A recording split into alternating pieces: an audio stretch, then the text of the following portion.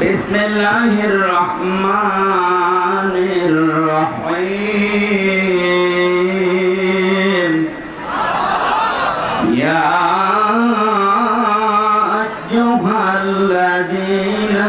আমানু তাকুল্লাহা হাক্কা তুকাতিহি ওয়া লা তামুতুন্না ইল্লা ওয়া আনতুম মুসলিমুন।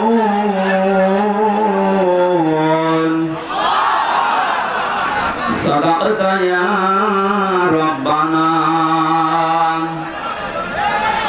আন আনাস রাদিয়াল্লাহু তাআলা আনহু قال قال النبي صلى الله عليه وسلم من مات لم يخزه ولم يحدث به نفسه مات على شعبة من النفاق إلى آخر الحديث. رواه ابن ماجه.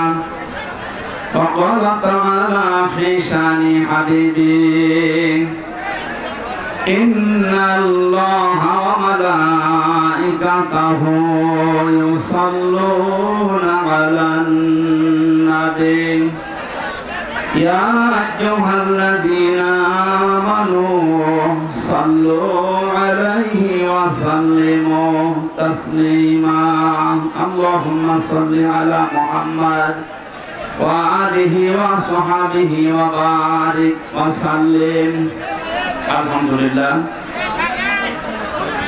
দিনাজপুর জেলা নবাবগঞ্জ না নবাবগঞ্জ থানার অন্তর্গত ভাদুড়িয়া বাজার আল জামিয়াতুল ইসলামিয়া মসজিদিয়া হাফিজিয়া মাদ্রাসা মসজিদ ও এতিমখানার উদ্যোগে নবম বাৎসরিক ঐতিহাসিক তাফসীরুল কোরআন মাহফিলের স্বনামধন্য সভাপতি আমার আরাফাতের ভাই জনাব আলহাজ সৈয়দ মোহাম্মদ মোরসালী, সহ সভাপতি আলহাজ মোহাম্মদ তসলিম উদ্দিন মাস্টার, প্রধান অতিথি এলাকার কৃতি সন্তান বিশিষ্ট সমাজসেবক জনাব মাহবুব আলম, আতালাল্লাহু উমরাহু ওয়া বারাকাল্লাহু ফি হায়াতি। বলেন আমিন।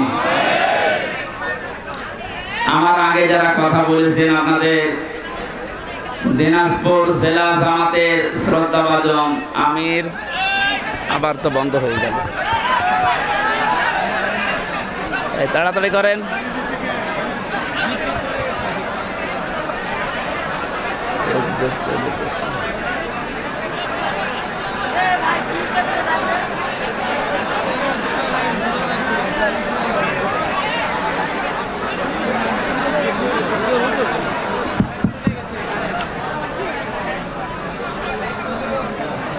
মঞ্চে বসা অত্র এলাকার সর্বজন শ্রদ্ধাভাজন ব্যক্তিবর্গ, সামনে বসা মুসলমান ভাইরা, পর্দার আড়ালের সম্মানিতা মা এবং বোনেরা, প্রাণ প্রিয় দিনাজপুরবাসী, এখন আর প্রশাসনের ভাইরা বলা দরকার নেই।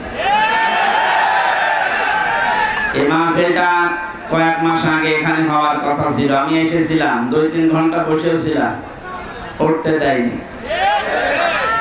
কমিটির লোকজন আমার সাথে আজকে আসার সময় বলছিল, থানার যে দায়িত্বে ছিল অফিসার ইনচার্জ ওই সময়, তার কাছে ইমাম সাহেব গিয়ে বলেছে যে অন্তত আধা ঘন্টা সময় দেন, আমরা কোরআনের কিছু কথা শুনে মোনাজাত করে চলে যায়। উনি এমন একটা কথা আমার শুনিয়েছে যে তোমার বলতেও ঘৃণা লাগছে। ওরা মুখ দিয়ে বলার কথা না, ওই লোকটার না জন্মের ঠিক নেই, আমরা ওই কথা বলতে পারি? ওই ইমাম সাহেবকেও যদি 1-2টা গালি দিয়ে তাড়িয়ে দিত তাও মেনে নিতাম। ওর বউকে তুলে গালি দিয়েছে তো তোর স্ত্রীর ওই জায়গায় মাহফিল ঢুকিয়ে দেব। কি অবস্থায় ছিলাম বলেন তো আমরা। আর জালেমরা দাবি করতো যে আমরা স্বাধীন, স্বাধীন তো ছিল জালেমরা। এদেশের মুসলমান যারা আমরা সব ছিলাম পরাধীন। যে কথাটা বললাম এটা কি মুখ দিয়ে বলার মতো কথা? আমার রিমান্ডে মাঠের নিচে নিয়ে কথা জানিয়েছিল, যা বলছি যদি না বলিস তোর বউ তুলে নিয়ে আনবো, এরকম কথা আমারও বলেছে। আমরা আরো নিকৃষ্ট কথা বলেছে, ওগুলো তো বলার মতো না।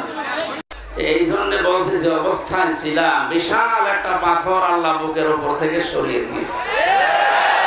উনি বলছিলেন না, ওয়ালা সাউফা ইউতিকা রাব্বুকা ফাতারদা, হে নবী আপনি বহু কষ্ট পেয়েছেন, অতি শীঘ্রই আপনাকে এমন কিছু দেব যাতে আপনি খুশি না হয়ে পারবেন না। আমার মনে হয় এই আয়াতটা এ বাংলাদেশের দরকার 100% কার্যকর। সত্যি আল্লাহ এমন কিছু দিয়েছে, এদেশের ইমানদার যারা, মুসলমান যারা, মানবতার পক্ষের লোক যারা, এরা এত খুশি। কিছু মানুষ আছে তারা নারাজ হয়েছে, তারা জালেম, তারা কি ঘটনা পড়ছিলাম আজকে, কয়েকদিন আগেও এটা আমি শিক্ষার জন্য বলেছি, আজকে একটা নতুন ভাবে পড়লাম। হোস্টেলে 100 জন ছাত্র খাবার খায়, সকালবেলা প্রতিদিন তাদের খিচুড়ি দেওয়া হয়। 20 জন বলছে ঠিক আছে, যে খাবার চলছে এটা চলবে। 80 জন বলছে না, এই খাবার আমরা চাই না। কি চাও? কিছু ছাত্র তারা বলছে আমরা কলা পাউরুটি চাই, কেউ বলছে আমরা রোল চাই, কেউ বলছে আমরা সিডা চাই। এইভাবে তো হবে না। হোস্টেল ম্যানেজার ডাক দিয়ে বলে একটা ভোট দেওয়া হবে, যার পক্ষে ভোট বেশি পড়বে সেই টাকাল থেকে পাস হয়ে যাবে। ভোট দেওয়ার পর ওই যে আগের যে 20 জন খিচুড়ি খায়, ওরা তো আর পাল্টাবে না, কারণ মাঝা তো পেয়ে গেছে। এই 20 জন ভোট এক জায়গায় দিয়েছে। বাকি যারা রোল চায় তারা 18 জন, যারা কলা পাউরুটি চায় তারা 19 জন, যারা চিড়া মুড়ি চায় তারা এরকম 17 জন। এভাবে ভাগ ভাগ করতে করতে দেখা গেল ও 20 যা ছিল ওইটাই পাস হয়ে গেছে।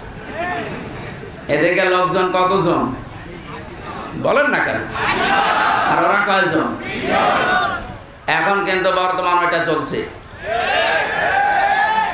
আগস্টের 5 তারিখের পর থেকে আজকের এই 12 তারিখ, 1 মাস 7 দিনে এখনো পর্যন্ত অনেকের সভাপতির উদয় হচ্ছে না। এরা এখনো পর্যন্ত ওই সেই ছোটখাটো বিষয় নিয়ে এখনো গন্ডগোল মারামারিতে লিপ্ত আছে। এভাবে করতে থাকেন 80 জন আমরা, তারপরও কিন্তু পাস করা যাবে না। ওই 20 জনে তাদের আগের ওইটাই পাস করে ফেলবে। আমি কি বোঝাতে চাই বুঝেছেন নাকি আন্দাজে? যাতে মাতাল হলে এরা তাহলে ঠিক আছে।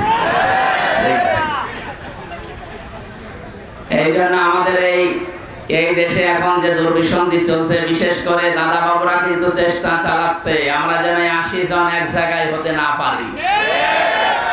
জেলখানায় আমি 3টা বছর মাওলানা মামুনুল হক আমার পাশে ছিল। মাঝে মাঝে আমাকে বলতো, হামজা বাইরে থাকতে কি ভাবতাম, আমার ভেতরে এসে কি শুরু হইল। আমরা কি মনে করতাম, আমার বাস্তবতা আসলে কোথায়। আমরা মারামারি করেছি টুপি নিয়ে, কয় কলে টুপি মাথায় দেবো আমি এই নিয়ে, হাত বাঁধবো না হাত ছেড়ে দেবো, মোনাজাত করবো না মোনাজাত হাত ছেড়ে দেবো, এই নিয়ে গন্ডগোল করি আমরা। আর এখন দেখছি ওরা কোথায় পৌঁছিয়েছে। ওরা সংখ্যায় বেশি না 20 জন, কিন্তু আমরা 80 জন হওয়ার পরেও পালিয়ে পালিয়ে বেড়াই, মার খাই। জেলের ভেতরে শুধু আটক করে রাখে না, সবচাইতে বেশি কষ্ট দিয়েছে এই জালেমেরা আলেমদেরকে। কত মার্ডার মামলার আসামি দেখতাম রাজার হালে ভেতরে খাচ্ছে, ঘুরছে, মাস্তানিও করছে। আর আমরা 76 জন আলেম এক জায়গায় ছিলাম, আমাদেরকে যে কি কষ্ট দিয়েছে। যোগাযোগ বিচ্ছিন্ন, মানবতা বিরোধী অপরাধ বলে ওরা খুঁজে পায় না। ওরা মানবতা বিরোধী অপরাধের বিচার করে। এই আয়না ঘরের সাথে যারা জড়িত সবচাইতে মানবতা বিরোধী অপরাধের সাথে শামিল না এরা। আপনি যে খুঁজে পান না যে কি দোষ আমার। গতকালকে ওর ছেলে নাম নিতে আমার কেমন লাগে, স্ট্যাটাস দিয়েছে যে দেশের মানুষ আমার মাকে কুকুরের মতো তাড়িয়ে দিল।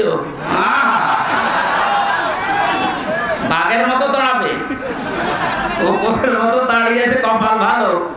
আর 4.5 থেকে 5 মিনিট হলে কেল্লা ফতে হয়ে যেত। ওইটা নিয়ে নুন দিয়ে দুধ দিয়ে ভাত খাওয়ার কথা বলতো না মাঝে মাঝে। কয়েক জায়গায় আগুন লাগালে মনে হচ্ছে পড়ে যাবো, অত ভাত দুধ দিয়ে খায় না, এবার আপনি খান। এই জন্য সেটাই করেছিলেন। আমাদেরকে যা করেছেন সবচাইতে বড় মানবতা বিরোধী অপরাধ জেলখানার ভেতরে আলেমদের সাথে করা হয়েছে। 7 দিন পর পর সরকারি মোবাইল দেবারে টেলিফোন দিয়ে কথা বলতে দেয়, বাড়িতে যোগাযোগ করেন উকিলদের সাথে। অথচ আমাদের এই 76 জনকে একেবারে বিচ্ছিন্ন, মোবাইল তো নেই। 2 দিন 1 দিন পরে পরে এসে চেকের নামে উল্টা পাল্টা করে এমন কষ্ট দিত। আর অধিকাংশ গুলো অমুসলিম, মুসলমান হলে তো একটু মায়া দয়া পেতাম। সুভাষ চন্দ্র বসু, সুব্রত বালা, আর বাকিগুলোর নাম আমাদের মনে নেই। সেই কয়েকটা ডিউটিতে পড়তো, অধিকাংশ গুলোই অমুসলিম। ও আলেম আর জালেমের কাছে সমান। ও তো আর হুজুর বোঝে না, খেজুরও বোঝে না, মনে করে সবই এক। টাকা দিলে ভালো, টাকা না দিলে আপনি কালো। এই অবস্থায় যা অত্যাচার চালিয়েছিল, সেজদায় পড়ে পড়ে আলেমরা যখন কাঁদতো, পানিগুলো জায়নামাজের এই জায়গাগুলো শুধু ভেসে না, আল্লাহর আরশ পর্যন্ত কেঁপে গেছে। আমার মনে হচ্ছে শুধু ছাত্র জনতার মাধ্যমে আল্লাহ জালেমকে বিদায় করেনি। এই 5 তারিখের আগ পর্যন্ত আল্লাহ আবাবিল পাখির মতো এই পৃথিবীতে বাংলাদেশ এই জায়গায় আল্লাহ ফেরেশতাও পাঠিয়েছিল। 16 বছর কম চেষ্টা করে না এদেশের মানুষ, এক চুলো নড়াতে পারে না জালেমকে। আল্লাহ পাক বলেন, ইন্নামা নুমলি লাহুম লিয়াজদাদু ইসমা। ওদের পাপের বোঝা যখন পরিপূর্ণ হয়ে যায়, ওয়ালাহুম আযাবুম মুহিন, তখন ওদেরকে অপমানজনক শাস্তি দিয়ে ঘিরে ফেলি। এই আয়াতটাতে কত বাস্তব এর প্রমাণ কালামানিক। ওর বিসি পর্যন্ত উড়ে গেছে, নে বা সংসার কর। তো তালিকা করেছিলেন আলেমদের 116 জনের, তার ভিতরে আমার নামও ছিল। আমার মনে হয় এখন আমরা যে অবস্থায় আছি, আমরা এখন এই সালেমদের তালিকা করব। বাংলাদেশের 560টার উপরে থানা আছে, প্রত্যেক থানায় জালেমদের তালিকা টাঙিয়ে টাঙিয়ে রাখা লাগবে, যেন কোনো জালেম কিয়ামতের আগে দেশে আসতে না। বিশেষ করে আপনাদের এখানে যিনি মানবতার বন্ধু নামে পরিচিত, কিসের বন্ধু? মানবতার শত্রু এটা। এগুলো সব মেকি। দরবেশের দাড়ি কি? মেকি দাড়ি। দাড়ি কেটে নম হয়ে গেছে দরবেশ। আর এর তো দাড়ি ছিল না। এরা সম্মানিত মানুষ, এলাকার কৃতি সন্তান, সরকারি একটা চাকরিজীবী। এই লোকটা পর্যন্ত রিকোয়েস্ট করেছিল যে আধা ঘন্টা দেন, আমি বসে আছি, আপনি আমার বন্ধু মানুষ। ও শয়তান বলেছে না, হবে না। এবার এখন বাধা দিতে আসেন, ঠ্যাং ধরে ছিঁড়ে ফেলা। বাংলাদেশের গোয়েন্দা বিভাগের সর্বোচ্চ পর্যায়ে এখন যিনি আছেন প্রধান, আমাকে কয়েকদিন আগে কল দিয়ে বলছে, হুজুর যেখানে সেই ফোর্সে কথা বলা দরকার কোরআনের বলতে থাকবেন, কারো অনুমতি নেওয়ার দরকার নেই, কোনো বাধা নেই। যদি কোনো মহারথী বাধা দিতে আসে শুধু নামটা টুকে রাখবেন আর আমারে জানাবেন, ও দেশের যেখানেই থাক ঠ্যাং ধরে ছিঁড়ে ফেলবেন। বললাম, স্যার আপনি ছিলেন কোথায়? আমি কিছুদিন আগে দায়িত্ব পেয়েছি, আমি একজন মুসলিম, মুসলমানের যা কাজ আমি ইনশাআল্লাহ তাই করব। অন্যান্য ধর্মের অনুষ্ঠানে যদি অনুমতি না লাগে, মুসলমানের কোরআন প্রচার হবে, এখানে অনুমতি লাগবে কোন কারণে? আর অনুমতি যাদের কাছে নেওয়া হবে মানুষের কাতারে পড়ে। দেখলেন না ওই ওসি কি বলেছে হুজুরকে, যে তোর স্ত্রীর ওই জায়গায় মাহফিল চালিয়ে দেব। এই কথা বলার মতো? আমি কোরআনে কারীম সামনে নিয়ে বলছি, একটা ইমামকে যদি এই কথা বলতে পারে এই লোক, ইমাম সাহেব আজকে আমার নিজে বলবে যে আমি থানায় গিয়েছিলাম মাহফিলের অনুমতির জন্য, আমার এই কথা বলেছে। আমার মনে হয় ও জন্মের ঠিক নয়, এটা একটা জারুর সন্তান। কোথায় মনে হয় বদলি হয়ে চলে গেছে, যেখানে যা করে খুঁজে বের করা হবে। আমার মনে হয় সংস্কার যখন আরম্ভ হয়েছে এই দেশে, এরকম কোলাঙ্গার মার্কা ছাড়া একটাকেও যেন চেয়ারে রাখা না হয়। আমরা যেন সকাল আসতে আসতে শুনি এরকম দালাল ছাড়া, কোলাঙ্গার ছাড়া এদেরকে কুকুরের মতো এভাবে তাড়িয়ে দেন। নিজেরাই বলছে যে আমার মাকে দেশের মানুষ কুকুরের মতো তাড়িয়ে দিল। আপনার অনুসারী যারা আছে তাদেরকে কুকুরের মতো দেশের জনগণ তাড়িয়ে দেবে। কারণ এদেশে আপনি যাই করেন কোরআনের বিরুদ্ধে যে টিকে থাকতে পারবেন না। এজন্য আগামীতে যারা আসবেন, সে যে আসবে তাদেরকেও যেন সতর্ক থাকা লাগে, বা তারা যেন সতর্ক থাকে যে কোরআনের বিরুদ্ধে অবস্থান নিলে কিন্তু তার কপালে জালেমের মতো পড়বে। আল্লাহ সাওফা ইয়াতিকা রাব্বুকা ফাতারদা, হে নবী অতি শীঘ্রই আপনাকে আমি এমন কিছু দেব, দেখাবো, আপনি খুশি না হয়ে পারবেন না। এই আয়াতটা যখন আল্লাহ আমাদের নবীকে শুনিয়েছে, শুধু নবী না, কিয়ামত পর্যন্ত নবীর উম্মতদের জন্য ওই আয়াত। সুতরাং আমরা খুশি না বেজার বলেন? এখন আবার অনুমতি লাগবে নাকি? কার কাছে অনুমতি লাগবে? আসেন আপনি। কালকে আমার দিনের বেলা ছিল যশোর বেনাপোলে, রাতে ছিল সাতক্ষীরায়। ওসি সাহেব এসে বলছে, হুজুর আপনার সাথে একটু খাবার খাবো। কেন? গত বছর আপনাকে আমি আসতে দেয়নি, এই জন্য মাফ চাবো। কিসের মাফ? আপনি আবার রাগ করেন না, আমার হাত বাঁধা ছিল।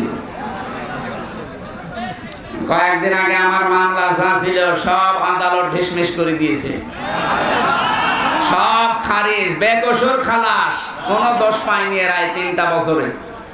আমি মনে হয় যে বলতে গেলাম যে আদালত 3টা বছর তো মামলা আপনার কাছে আসতো, তখন তো বললেন না যে না কোনো কিছু পাচ্ছি না, মামলার বিচার করব কি দিয়ে। এখন বলছে যে কোনো মাল নেই, কি দিয়ে বিচার করব। এতদিন বললেন না? উনি লাজবাব, কিছু বলতে পারতো না। এই কথা বলতো যে হুজুর আমার হাত বাঁধা ছিল। কি বলতো? আমরা চাই ওনার যেমন এখন হাত খোলা। এদেশে 1628টা চেয়ার আছে, মেন জায়গা যারা চালায়, এর 1627টা চেয়ার সব ছিল হাত বাঁধা, একটা চেয়ার শুধু হাত খোলা ছিল। কথা বলছেন? কালকে ওসি সাহেব ওইটাই আমরা জানিয়েছে যে আমরা যাই করে আমাদের হাত বাঁধা ছিল, কিচ্ছু করার নেই, খালি একটা হাত খোলা ছিল। আপনি কি মনে করছেন কাওয়া কাকু এরকম ফটফট করে ওর হাত খোলা? না, ওর হাত বাঁধা। ওরে যা বলতে বলে কাওয়া তাই বলে। আর বাকিগুলোর নাম নিতে আমার ঘৃণা লাগে, ওগুলো মানুষের ভেতরে পড়ে না। সুতরাং আমরা বৈষম্য বিরোধী ছাত্র আন্দোলনের মাধ্যমে যে স্বাধীনতা পেয়েছি, 9 দফা দাবি। কয় দফা? এর একটা ছিল যে আমরা কারো হাত বেঁধে রাখতে চাই না, সব হাত থাকবে খোলা। গতকালকে ডক্টর মোহাম্মদ ইউনূসের ভাষণ শোনেননি? কোনো হাত বাঁধা থাকবে না, সব হাত থাকবে কি? আমরা হাত খোলা থাকতে চাই। তাহলে ন্যায় বিচার কায়েম হবে ইনশাআল্লাহ। আর 100% ন্যায় বিচার কায়েমের জন্য এটা লাগবে, তাছাড়া সম্ভব না। প্রশ্ন আসতে পারে তাহলে উন্নত বিশ্বের যে সমস্ত দেশগুলো আছে ওখানে তো এটা কায়েম নেই, ন্যায় বিচারের না, ন্যায় বিচার নেই। আমি কয়েকদিন আগেও সিঙ্গাপুর, মালয়েশিয়া, থাইল্যান্ড সহ বহু দেশে ঘুরে আসলাম, কিচ্ছু পাইনি। হ্যাঁ, ওখানে নিয়ম নীতি ঠিক আছে, যেহেতু কোরআনে কারিমের বিচার ব্যবস্থা চালু নেই, এই জন্য অনেকের ওপরে ওখানে অবিচার হচ্ছে।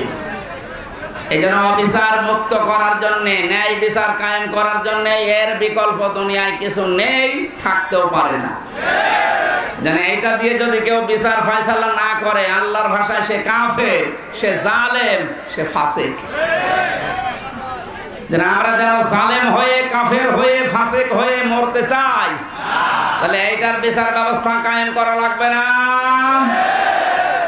আমার হাকামা বিহি আদালা, যারা এটা দিয়ে বিচার করে তারা ন্যায় বিচার কায়েম করতে পারে।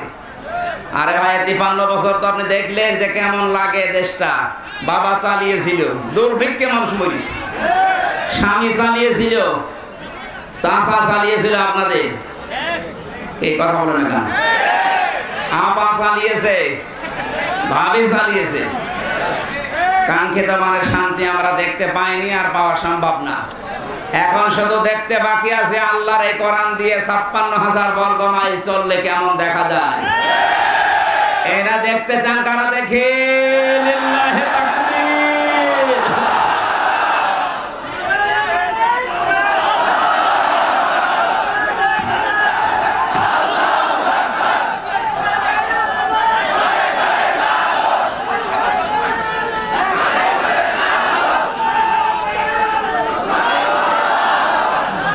আলহামদুলিল্লাহ। যে আল্লাহ আমাদেরকে আজ তাফসীরুল কোরআন মাহফিলে কোরআনের তাফসীর শোনার জন্য নিয়ে আসলেন, এটা একটা নিয়ামত। এই কারণে আমরা খুশি, বলছি আলহামদুলিল্লাহ।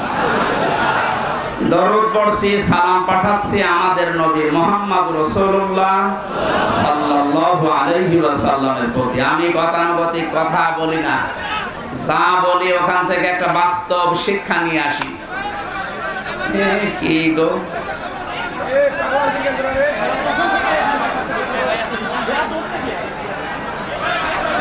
মনে হয় রংপুর বিভাগের মানুষেরা না, এরা মনে হয় রাজশাহী বিভাগের।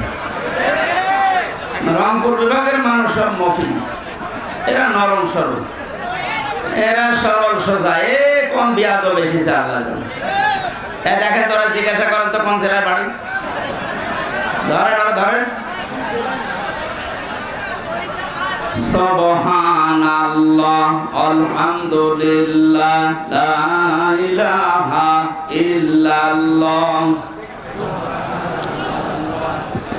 আলহামদুলিল্লাহ লা ইলাহা ইল্লাল্লাহ সুবহানাল্লাহ আলহামদুলিল্লাহ লা ইলাহা ইল্লাল্লাহ মুহাম্মাদুর রাসূলুল্লাহ। আর কারো কথা আছে? এবার চুপ করে, আমরা কোরআনে প্রবেশ করছি। বিশ্ব নবীকে আল্লাহ পাক কোরআন শরীফে 7টা নামে ডাক দিয়েছেন। এখানে আলেম নেই? আছে, আলহামদুলিল্লাহ। ওটা আলেমদেরকে বলছি। এই 7টা নামের ভেতরে সর্বপ্রথম যে নাম ধরে ডাক দিয়েছেন নবীজিকে, 1 নম্বরে বলেছেন ইয়াসিন। ইয়া হরফে নেদা, ইয়া মানে হে, সিন মানে সাজ্জেদ। তাফসীরে কাবীরে আল্লামা ফখরুদ্দীন রাজি রাহমাতুল্লাহ আলাইহি উনি 5টা অর্থ দিয়েছেন এই সিনের। উনি বলেন সিন মানে সাজ্জেদুল আলামিন, সিন মানে সাজ্জেদুল বাশার, সিন মানে সাজ্জেদুল কাউনাইন, সিন মানে সাজ্জেদুল আম্বিয়া, সিন মানে সাজ্জেদুল মুরসালিন। এবার একটা একটা করে আমি ব্যাখ্যা বলছি। মুফাসসিরকে বললেন সিন মানে সাজ্জেদুল আলামিন, শুধু আলম না, আল্লাহর ঘোষণা দেওয়ার নেতা এই দুনিয়ায় মাত্র একজন। পৃথিবীর মানুষেরা যারা মনে করেন আমি নামাজ পড়ি, রোজা রাখি, খাস পর্দা করি, আমি জান্নাত পেয়ে গেছি, না। আপনার যদি চরিত্র ঠিক করার জন্য এই পৃথিবীর ময়দানে যাকে আদর্শ মানা লাগবে, নেতা মানা লাগবে, ওই লোকটা যদি আপনি ঠিক করতে না পারেন, আপনি কোনোদিন জান্নাতে যেতে পারবেন না। এটা যদি শুধু দুনিয়ার বিষয় হতো, কসম খোদার আমি বলতাম না এটা সরাসরি সম্পর্কিত আল্লাহ আখিরাতের সাথে। এবার আপনি মিলাবেন, শুধুমাত্র আলম যদি আল্লাহ দিতেন, তাহলে পৃথিবীর 228টার উপরে এখন রাষ্ট্র আসে, স্বাধীন পরাধীন মিলে। যে কোনো রাষ্ট্রে আপনি বসবাস করে যদি বলতেন না আমি পৃথিবীতেই থাকবো না, আমি চলে যাব মঙ্গল গ্রহে, আমি চলে যাব চাঁদের দেশে, তাহলে ওইটা তো আলাদা জগৎ। ওই জায়গায় গেলে যদি বিশ্ব নবীকে আপনি না মানতেন আদর্শ হিসাবে, নেতা হিসাবে, সামনে রাখা হিসাবে, তাহলে আপনি জান্নাত পেয়ে যেতেন। যেহেতু আলামিন বহু পছন্দ দেওয়ার কারণে আপনি যেখানেই যান না কেন ওই জগতের একচ্ছত্র মালিকানা কার?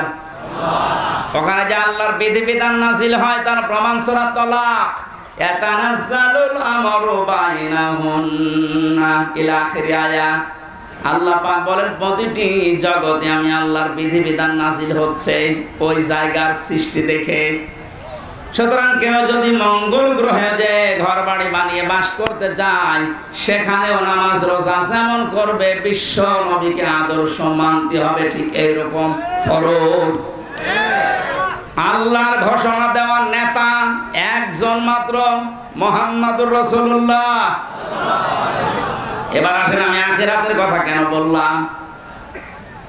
বিচার ব্যবস্থা আল্লাহ যখন আরম্ভ করবে, প্রথম ধাপে আল্লাহ মানুষকে ডাকবে একা একা, কেউ থাকবেন আপনার সাথে। অকুল্লুহুম আতিহি ইয়াউমাল কিয়ামাতি ফারদা। আল্লাহ পাক বলেন কিয়ামতে প্রতিটি মানুষকে আমার সামনে আমি দাঁড় করাবো, স্রেফ একা একা, কেউ থাকবে না। এবার আপনি নিজের সাথে মিলিয়ে দেখেন তো, আপনি স্রেফ একা দাঁড়িয়ে আছেন আল্লাহর সামনে। যা জীবন তৈরি করলেন এইটা নিয়ে আল্লাহর সামনে দাঁড়ানো সম্ভব? বলেন না। আমি একা থাকলে আমার মাঝে মাঝে মনে হয়, আল্লাহ তুমি যদি বলো হামজা 2024 সালের আগস্ট মাসের 31 তারিখ পর্যন্ত তোর মাফ করে দিলাম, যা, তোর হিসাব দেওয়া লাগবে না। শুধুমাত্র সেপ্টেম্বরের 12, এই 12টা দিন হিসাব দিয়ে জান্নাতে চলে যা। আমার যা অবস্থা, এই 12 দিনের হিসাব জোগাড় করা এখনো সম্ভব না। আপনারা পারবেন না? আপনারা পারবেন।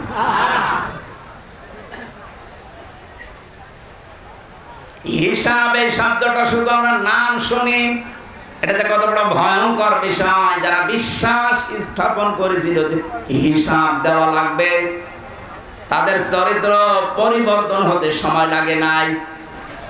আর যাদের ভেতরে টেন্ডেন্সিটা আজও পয়দা হয়নি, ওই মানুষগুলো কাবা শরীফের পাশে যে মাসের পরে মাস থেকে আসে, তারপরও চরিত্র বদলায়নি। এর প্রমাণ এই দরবেশ বাবা। আমি সেই কয়বার কাবায় গিয়েছি, সেই কয়বার দেখেছি ও কাবার পাশে ওই তাওহীদ টাওয়ারে থাকে। 14-15 লক্ষ টাকা খরচ সেখানে, আর আমরা থাকি 1.5 কিলোমিটার দূরে। এত কাছাকাছি থাকার পর ওর চরিত্র দেখেছে 36,000 কোটি টাকা। অথচ পদ্মা সেতু বানাতে লেগেছে 32,000 কোটি, তা তো মারিন কাটিং। কথা বলে না, ও টাকাগুলো যদি পাচার না হতো আমার মনে হয় সেতু আর একটা বানানো যেত। কয়েকদিন আগে মালয়েশিয়া দেখলাম পেনাংয়ের পাশে 2টা সেতু পাশাপাশি, একটা 18 কিলো, একটা 9 কিলো। আমাদেরটাও হয়ে যেত। এই টাকাগুলো সব এত বড় দরবেশ যদি এই কাজ করে, ওর একটা বড় জীবনে চিন্তা আসে না যে আমাকেও দাঁড় হওয়া লাগবে আল্লাহর সামনে। জীবনে 36,000 কোটি না, 36 টাকাও এখান থেকে এখানে করতে পারতো না। কালকে যশোরের বেনাপোলে যিনি আমার মাহফিলের সভাপতি ছিলেন, বাংলাদেশ জামাত ইসলামের কেন্দ্রীয় কমিটির শোরা সদস্য উনি মাওলানা আজিজুর রহমান। ওনার জীবন চরিত্র শুনলাম আশপাশের মানুষ থেকে। একটা সিম্পল মানুষ, চাকরি করে একটা, সেই দিন যেতে না পারে, চাকরির বেতন শেষে যা পায় ওখান থেকে ওই দিনের বেতনটা সরকারের খাতায় জমা দিয়ে দেয়। আপনি আল্লাহর ওলি খুঁজে পান না। আপনি দরবেশ দেখেছেন এত বড় বড় দাঁড়িয়ে, এটা আল্লাহর ওলি মনে করতেন। আর আল্লাহর ওলি তো এইগুলো দেখেন, সেই কয়েকদিন উনি ক্লাস করতে পারে নাই, সেই কয়েকদিনের টাকাও নেয়নি, সরকারকে দিয়ে দিয়েছে। আরে সরকারের টাকা, বেসরকারের টাকা সবগুলো আত্মসাৎ করে বিদেশে মাটিয়েছে। মসজিদের ইমাম যদি বলে আমি ঘুষ খাই না, ওরে ঘুষ দেবে কে? ওসি যদি বলে, এসপি যদি বলে আমি ঘুষ খাই না, ওটা আল্লাহর ওলি।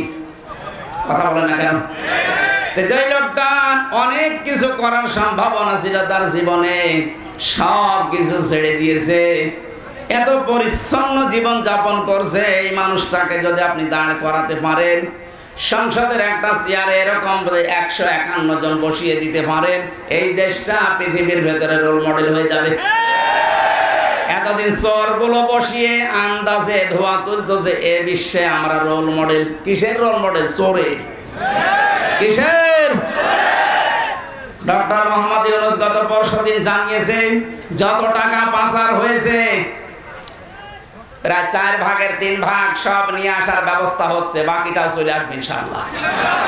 আমার মনে হয় টাকাগুলো যদি আসতে না পারে, যাদের বউ ছেলে মেয়ে স্ত্রী পুত্র এদেশে আছে ওদেরকে রাষ্ট্রের কাজে লাগান, কোনো ছাড় নেই। যে বেতন পায় ওই বেতন দিয়ে তো সংসার চলার কথা না, অথচ বেনজিরের আমার হাসান আলাউদ্দিনের চেহারা রাখবে। এই জন্য যদি টেন্ডেন্সি তৈরি করতে না পারেন, জীবনেও আপনার এই জীবন পরিচ্ছন্ন হওয়া সম্ভব না। খলিফাতুল মুসলিমিন হযরত ওমর, এই এদিকে তাকান, রাদিয়াল্লাহু তাআলা আনহু, ছেলেটাকে ভর্তি করে দিলেন এক মাদ্রাসায়। প্রধান বিচারপতি ওই সময় হযরতে আলী রাদিয়াল্লাহু তাআলা আনহু, তিনিও তার সন্তান হোসাইনকে দিলেন মাদ্রাসায়। হযরত হোসেন কলম ফেলে দিচ্ছে টেবিল থেকে, ডাক দিয়ে বলেন, আব্দুল্লাহ তুলে দাও। একবার, দুইবার, তিনবার তুলে দেওয়ার পরে ওনার গেছে রাগ হয়ে, হোসাইন বারবার কলম ফেলো, আমারে তুলতে বলো, আমি কি তোমার খাদেম? তুমি কি চাকর রেখেছো আমারে? হযরত হোসাইন রাগের মাথায় বলে ফেললেন, আব্দুল্লাহ তুমি শুধু চাকর না, শুধু খাদেম না, তুমি খাদেমের বাচ্চা খাদেম।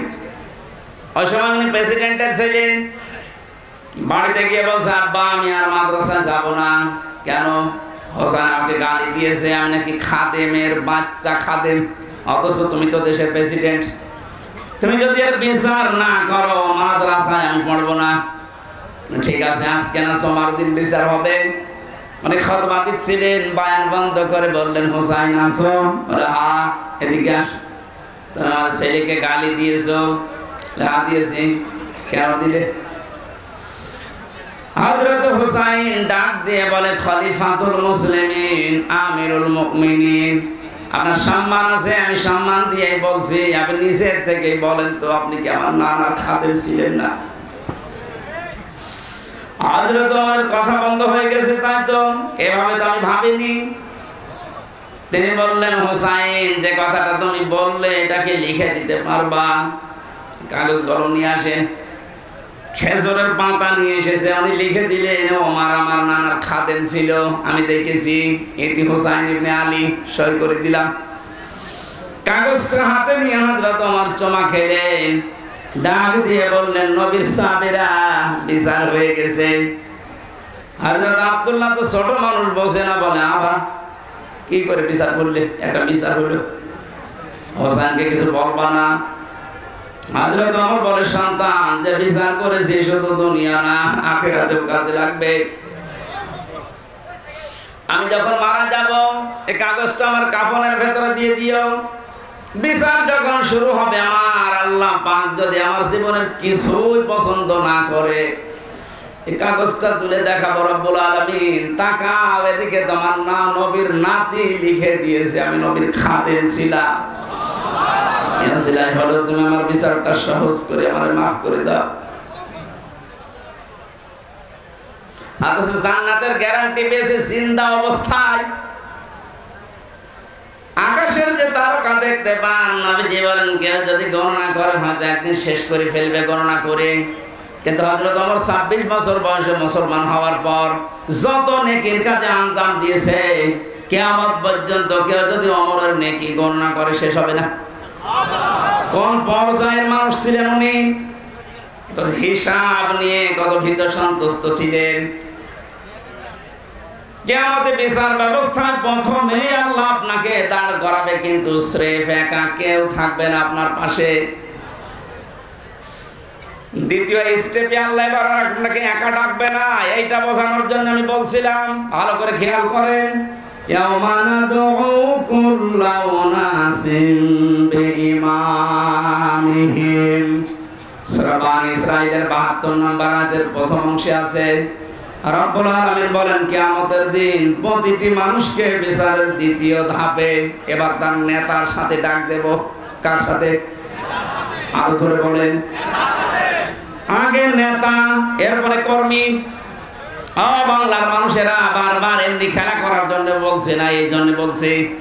আপনি এবার বিবেক দিয়ে বলেন, যাকে নেতা মানেন, যার আদর্শ মতো চলেন, স্লোগান দেন যার পেছনে, এই লোকটা যদি কিয়ামতে আপনার সামনে থাকে, ওর যে চরিত্র, ওর যে সুরত সিরাত আপনি তো নিজে জানেন, ওকে সামনে দেখলে আল্লাহ মাফ করবে বলে মনে হয়? বলছেন না, ও তো এখনই ধরা খাবে। দেখলেন আপনারা নিজেরাই বলছেন যে না, স্যার পেছনে আছি, এরে দেখলে আল্লাহ মাফ করার কথা না, কারণ এর ভেতরে বাইরের কিছুটা কিছু আমি জানি। এই লোকটাকে যদি এখনই এই বিশ্বাস করেন যে না, ওরে দেখলে আল্লাহর আরো রাগ হয়ে যাবে, তাহলে এই মুহূর্তে আপনার সিদ্ধান্ত পাল্টাতে হবে। যদি এটা রাজনীতি মনে করেন, হ্যাঁ এটা রাজনীতি। আপনি এমন মানুষের পেছনে থাকবেন কিয়ামতের ময়দানে যাকে আল্লাহ দেখলে আল্লাহর রাগ না আল্লাহর আনন্দ বেড়ে যাবে। এরকম মানুষ দেশে নেই। এর দলিল আছে সূরা নিসা 5 নাম্বার পারা 6 নাম্বার পৃষ্ঠা 9 নাম্বার লাইনের 59 নাম্বার আয়াতের প্রথমে আছে জাতীয় এই ফেল এই ভার্ব এই ক্রিয়া এই শব্দটা আল্লাহ নিজের নামে আর রাসূলের নামে রেখেছেন, কিন্তু উলিল আমরের আগে আল্লাহ এই শব্দটা দেননি। যতগুলো তাফসীর আমি দেখেছি মুফাসসিরিন ইকরাম সবাই একমত, আল্লাহ রাসূলকে মানতে হবে, কোনো প্রশ্ন করা যাবে না। আল্লাহ রাসূলের পরে যদি দুনিয়ায় কাউকে কেউ মেনে চলতে চায় অবশ্যই দেখতে হবে লোকটা আল্লাহ রাসূলকে মেনে চলে কিনা। এটা যদি আজ আমরা ওয়াজ শোনার পরে মেনে নিতে পারতাম, আমার মনে হয় অনেকের এটা 100% বিশ্বাস হয় না, 80% বিশ্বাস হয়। এই আয়াতকে আমি বানালাম, বলেন বলেন 1500 বছর আগে নাযিল করা আয়াত। সুতরাং আজকেই সিদ্ধান্ত নিয়ে বাড়ি যাবে, যারা আল্লাহ রাসূলকে মানে না ওই দল যদি আমার বাবাও কায়েম করে আমি ওই দল করি না। যারা আল্লাহ রাসূলকে মেনে রাজনীতি করছে, নেতাগিরি করছে, নেতৃত্ব দিচ্ছে, এই লোকটা যদি আমার দোলা ভাই নাও হয়, আমার চাচা নাও হয়, এই কথা বলে না কেন? নামাজ যেমন ফরজ মনে করে পড়ি, এর পেছনে আমি ফরজ মনে করে থাকবো, কারণ নির্দেশ কার? নাকি আল্লাহর নির্দেশ নেই? যেহেতু আল্লাহর ঘোষণা দেওয়া নেতা পৃথিবীতে মাত্র একজন, আমাদের খুব হিসাব করে দুনিয়ার জীবন চালাতে হবে। আল্লাহ রাসূলকে যে মানে না, ও যদি পীর সাহেব হয় আমি ওকে মানি না, ওর পেছনে আমি নেই। অনেকেই মনে করে আমি নামাজ পড়ি, আমি হজ করে আসলাম বারবার, আমার হজের এজেন্সি আছে, এরপরও আমি জান্নাত পাবো না। আপনি তো হজের এজেন্সি নিয়ে মসজিদের সভাপতি এই ভাদুড়িয়া, আপনি তাকান আবু জাহেলের দিকে, ও কাবা শরীফের সভাপতি ছিল। আপনি যে মসজিদের সভাপতি কে এসে নিয়ে বারবার ডিস্টার্ব করেন।